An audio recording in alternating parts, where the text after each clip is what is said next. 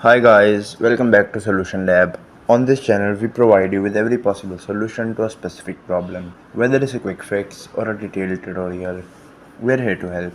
So without any further delay, let's jump right into the video. So in today's video, I'm gonna show you how you can change the video quality on MX Player.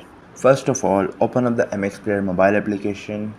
Once you open it up, now what you have to do is at the bottom right you should find me. Click on it, and from here what you can do is go to the settings and go to player.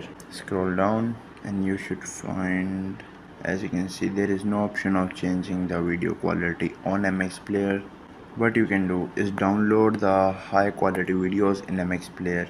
You can also go for the general settings, scroll down, cancel, go back again. As you just saw, there is no option of changing the video quality on the MX Player. So make sure that if you want to change your video quality that is playing on MX Player, make sure that you're downloading the high quality files, and that is how you can change the video quality.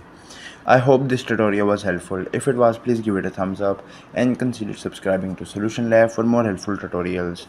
If you have any queries, leave them in the comments below. Till then, take care. See you next time.